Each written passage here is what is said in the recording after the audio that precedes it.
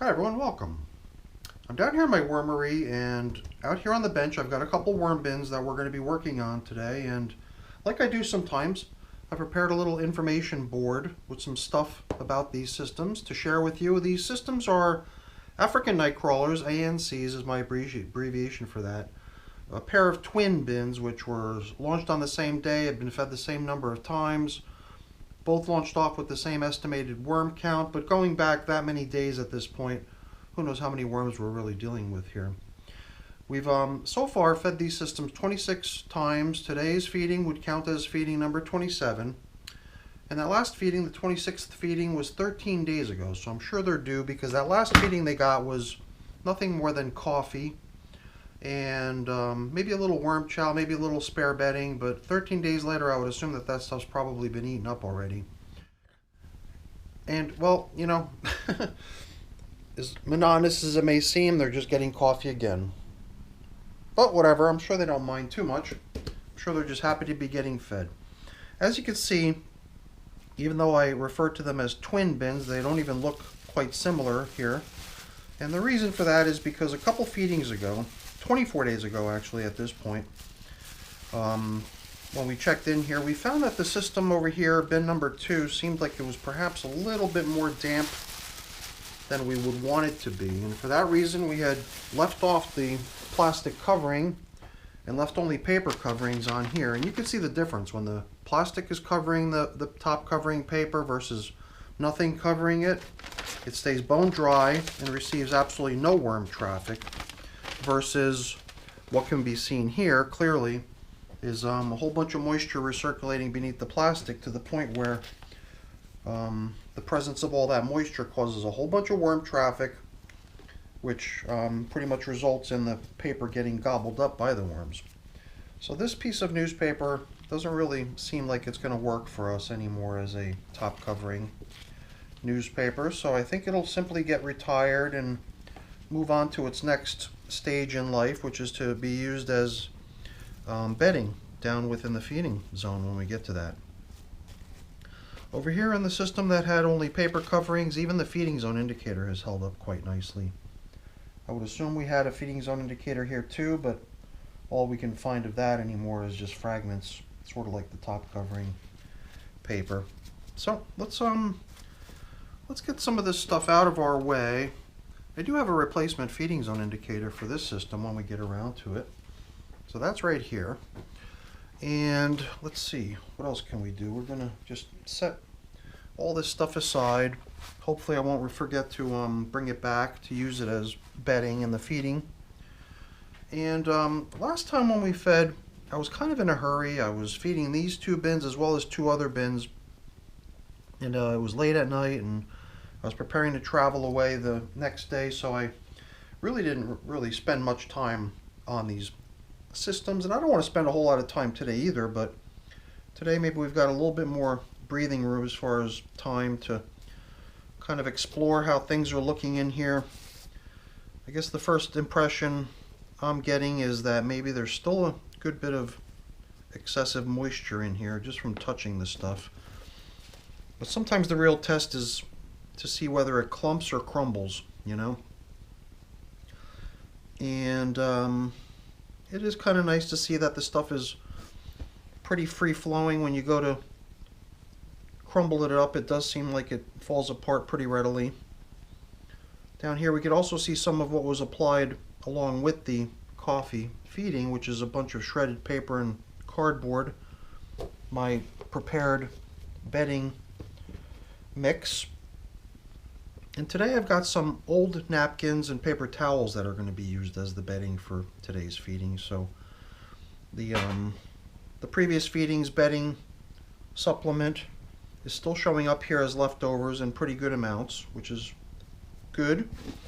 But there's certainly no harm in giving them a little bit more, which is what we're going to do today. So we're just sort of pulling back the material from the feeding zone to reveal how things in there are holding up. You can see there's a good number of worms hanging out down in the feeding zone. Moisture level right beneath the surface is nice and comfortable as far as worms are concerned. If it were too damp, it would be very clumpy, and maybe we'll get a better read on it when we examine the outskirts of the system, because where we last fed, where we're seeing a good bit of worm traffic, where there was also a good bit of bedding applied, to get a real sense of how moisture is holding up in the bin in general might be a little bit difficult to assess at this point still picking through this type of material. I think we'll get a better example when we check out the outskirts of the system along the outer edges furthest from where the feedings were being applied. Then we'll be able to better tell how things look. So this here is the stem of a pumpkin. Over here too there was an old piece of food that I sort of just breezed by. It's been completely hollowed out. It's a corn cob. I even see a worm inside there. So here and there, when you've fed things to your worms that are going to take a long time to break down, you'll keep bumping into those things as leftovers if you choose to do what I do, which is to not break them up or to crumble them or anything like that. Just leave them be and allow the worms to break it down from start to finish. So if you got the patience for that, you get to see the amount of time things take. And I mean, just as an example, we're now about to enter the unofficial start of summer here, with Memorial Day only a couple days away. And at least in my house, corn on the cob is a summer food. So this piece of corn cob has got to go back to last summer, you know. So the fact that that's just been rolling around in here in this bin and not yet completely consumed is sort of a testament to the longevity of corn cob when you put it into your worm bin. I would easily be able to crumble that into little itsy bitsy pieces, which the worms would probably be able to break down much more quickly if it was in small pieces. So by leaving it intact, I'm making that sort of conscious decision to turn it into a very slow composting food item versus helping it get broken down more quickly. And I do that with certain things.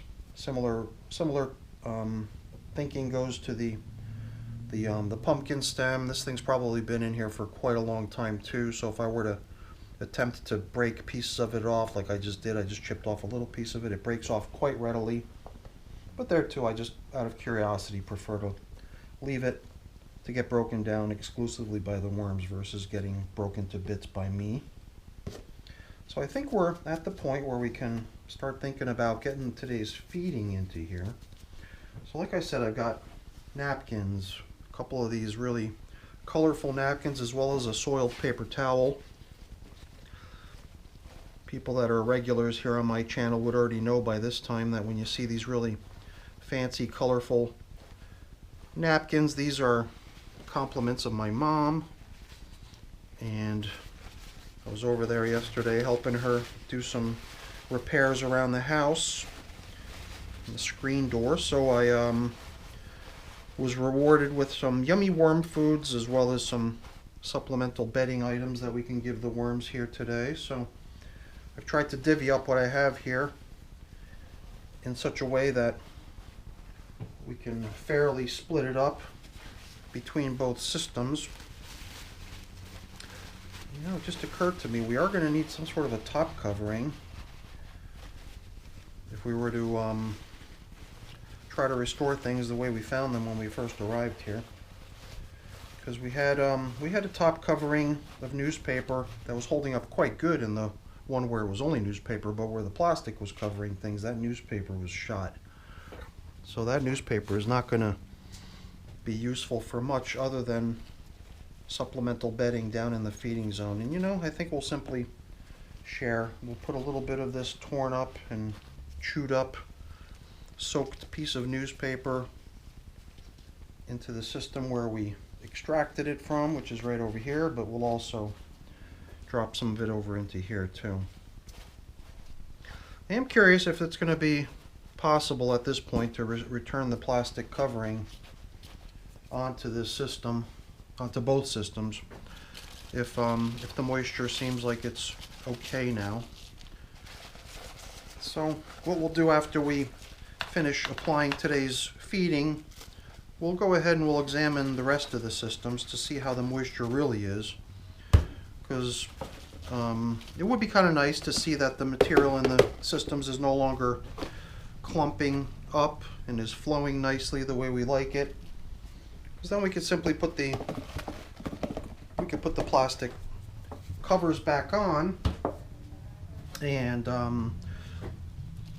hang on to whatever moisture remains in these systems, and prevent any further drying. And then at some point later in the game, I guess, when we're trying to get things geared up for migrating the worms out of the material, we might try to further dry the material. But at the present time, since we're still actively composting in these systems, I don't really feel the need to dry things further.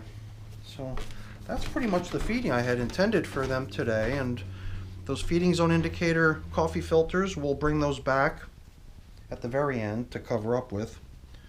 And I just figured I would try to scoop some of this bedding material that we extracted from the feeding zone back down here to cover up with as well. And then I think we'll try to level things off a little bit here and then give ourselves a semi-fresh start to digging in to see how things look down lower.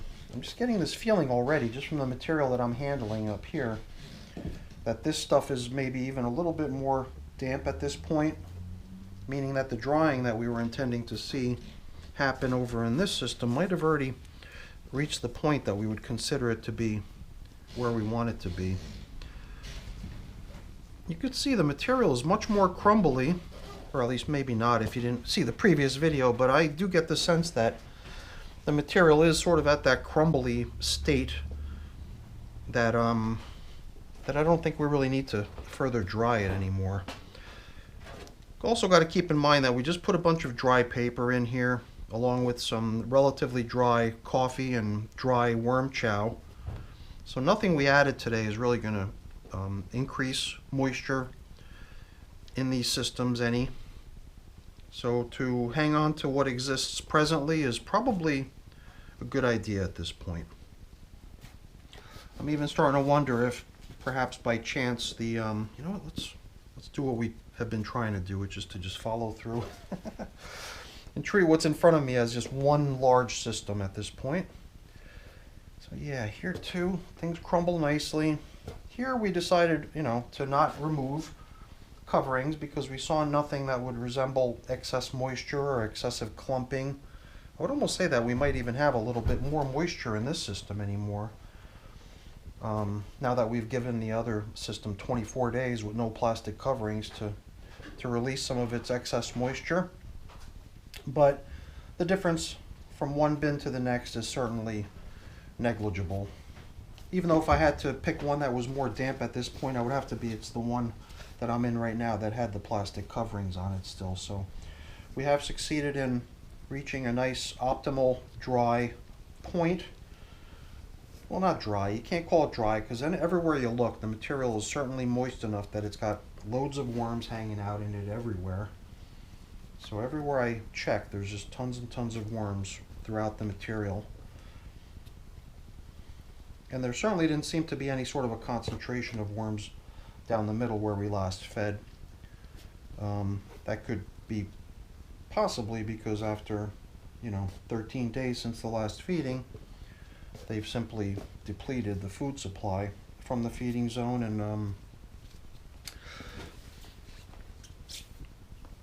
and have just kind of gone roaming around looking for other stuff to nibble on elsewhere in the bin. Yeah, that's good. I like it when it crumbles that readily, Sometimes I even wonder is it really crumbling because it's dry enough to do so on its own, or is it just crumbling because it's got so many worms in it that there's just too many worms in it to permit the stuff to latch together and become, clumpy. I don't know. So I've got that top covering newspaper to bring back. Before that, we've still got the feeding zone indicators to put back.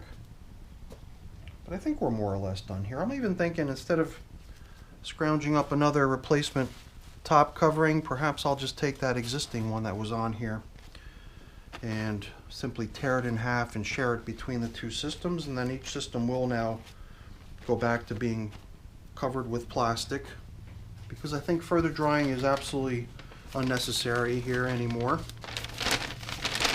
And this is a pretty good sized piece of paper too, so if I were to simply tear it in half, it's going to be big enough to go onto two separate systems. And since we're going to be covering up with plastic, the moisture recirculating underneath the plastic is going to make that newspaper fair game for the worms to nibble on,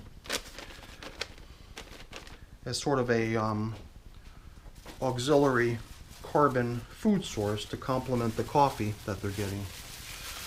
So, back on goes plastic cover number 1,